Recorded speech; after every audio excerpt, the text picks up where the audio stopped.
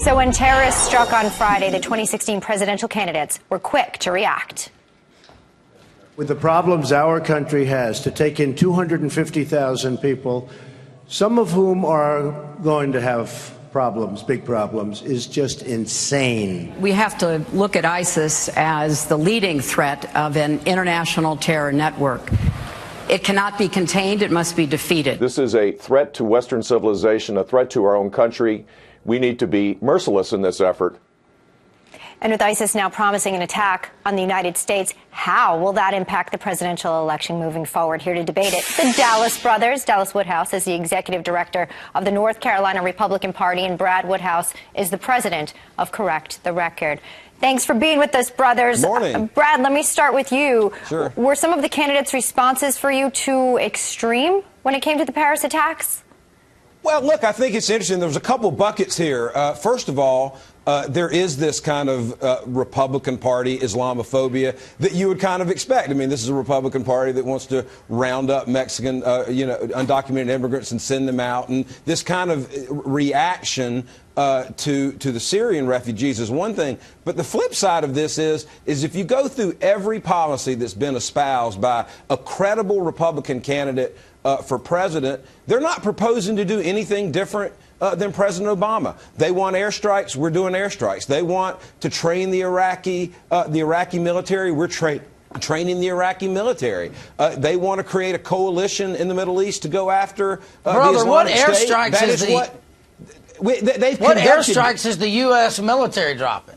Dallas, we've conducted. I'm not aware of that. You need to do some research before you come on these shows. Hang on, Dallas, let me ask you this, though. We've conducted 8,000 airstrikes in the past year. In some ways, if you believe, and I'm hearing your brother here, are you xenophobic for not wanting refugees from Syria at this time right now?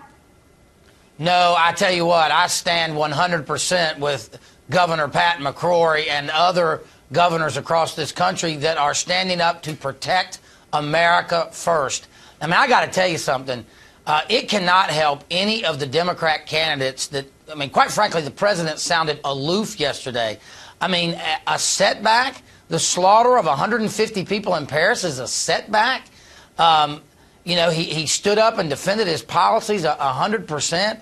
It just did not match the leadership that people in America want to see when international terrorists are attacking an ally.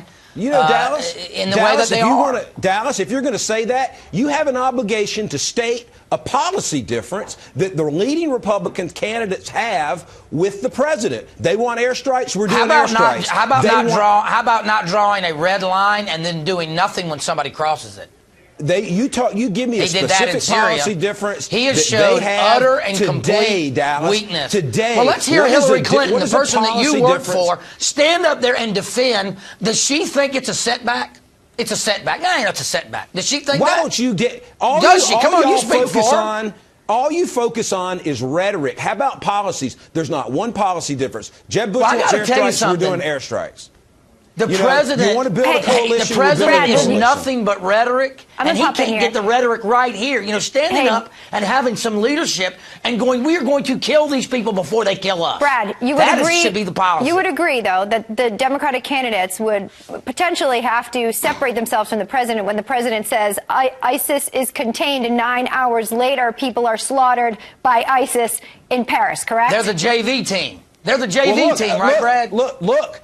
Secretary Clinton said they can't be contained; they have to be defeated. I absolutely agree with that. But when you get past she also all wants the to rhetoric, empathize with our enemies. All the Islamophobia, when you get past all the Islamophobia, there's not one policy difference that Republicans are espousing that is different than what President Obama is doing. No one. Yeah, I'll tell you one. I'll give you a big one. There's no. Hold on. The president blamed America.